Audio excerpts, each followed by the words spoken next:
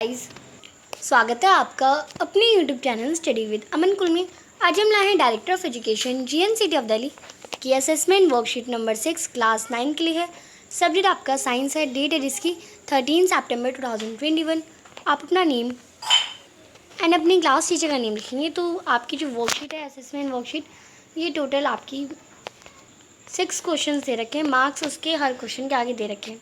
तो आपको पैराग्राफ को पढ़ना है, क्वेश्चन के आंसर करने हैं।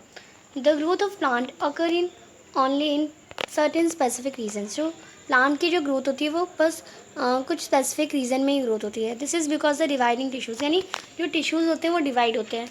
Also known as meristematic tissues is located only at these points depending on the region where they are present.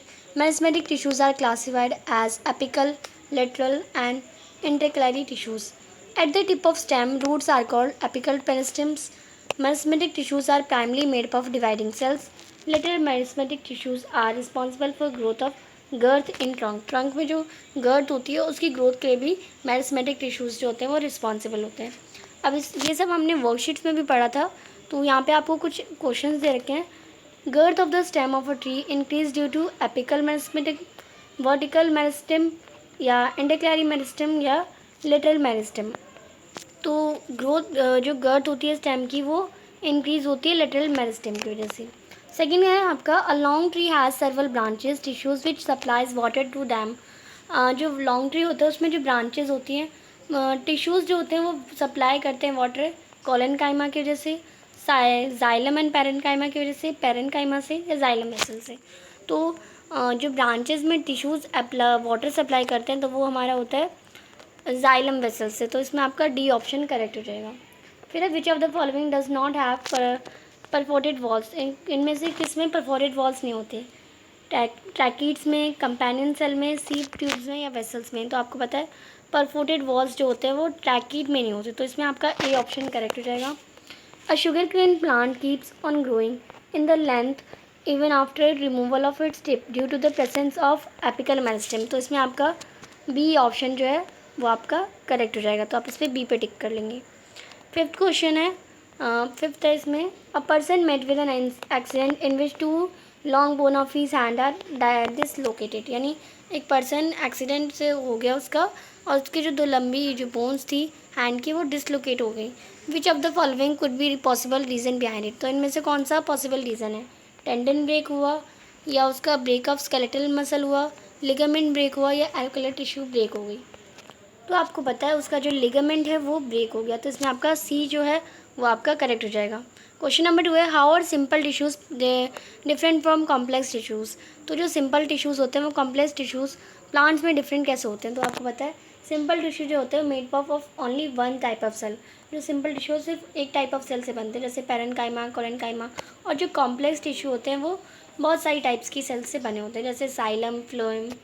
Question number 3 है name the living component common to both the complex permanent tissues found in plants. तो आपको living component बताना जो कि common होता है complex permanent tissues plant में।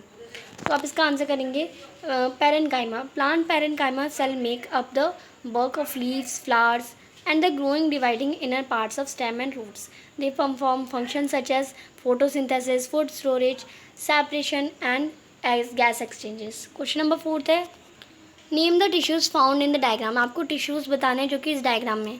Identified the parts A, B and C, D.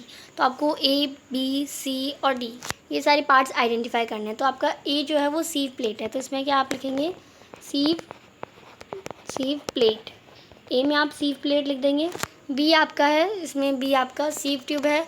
सी आपका फ्लोएम पैरेनकाइमा और डी आपका कंपेनियन सेल है। तो आप ए, बी, सी, डी में ये वाला आंसर, यानी ए में आपका सीव प्लेट, बी में आपका सीव ट्यूब, सी में आपका फ्लोएम पैरेनकाइमा और डी में आप कंपेनियन सेल लिख लेंगे। क्वेश्चन नंबर 5 है draw well label diagram of neuron. आपको न्यूरॉन का एक वेल लेबल डायग्राम बनाना है और उसके फंक्शंस भी लिखने हैं। आपको नर्वस टिश्यूज़ के फंक्शन बताने हैं। तो आपको सबसे पहले क्वेश्चन नंबर 5 का ए पार्ट करेंगे। तो ये पूरा आपका न्यूरॉन का आपका डायग्राम हो जाएगा।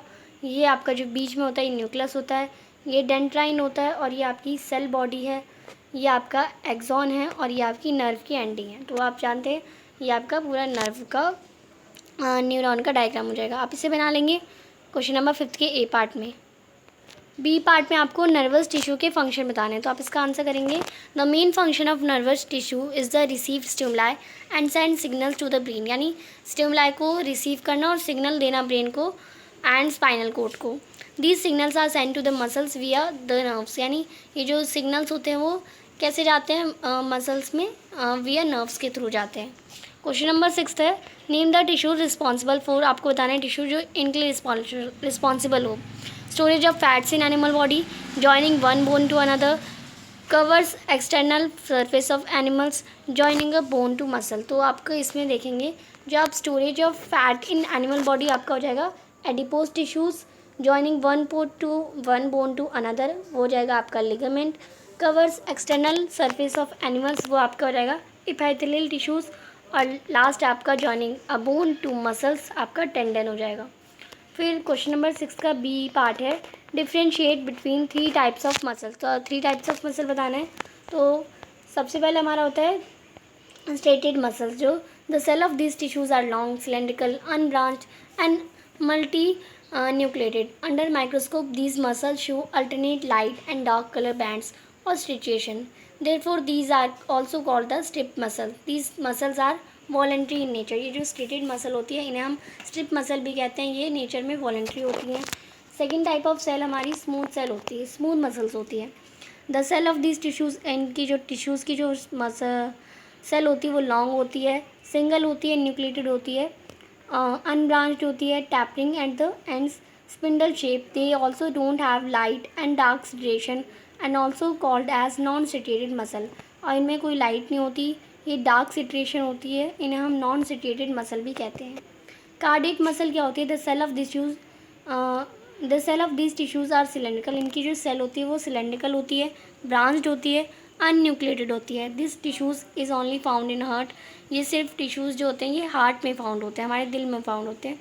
These muscles never get tired and show rhythmic contraction and relaxation, यानी ये जो मसल्स होती है कभी थकती नहीं है, ये रिदमिक कॉन्ट्रैक्शन रिलैक्सेशन करती रहती है जब तक हमारा हार्ट है, जब तक हमारी लाइफ है। तो ये आपका आंसर हो जाएगा। आज की आपकी असेसमेंट वर्कशीट कंप्लीट होती है। आई होप आपको अच्छे से वर्कशीट समझ आ गई होगी। चैनल को अभी तक सब्सक्राइब नहीं किया है तो प्लीज़ मेरे चैनल को सब्सक्राइब ज़रूर करें, और ये वीडियो अच्छी लगी तो इसे लाइक और शेयर ज़रूर करिएगा। और आपने अभी तक हमारा टेलीग्राम ग्रुप ज्वाइन नहीं किया तो आप इसे ज्वाइन कर सकते हैं। कोई भी क्वेश्चन हो, कोई भी क्वारी हो, आप हमें इंस्टाग्राम पे पूछ सकते हैं। और इस वीडियो को लाइक शेयर करना मत भूलिएगा।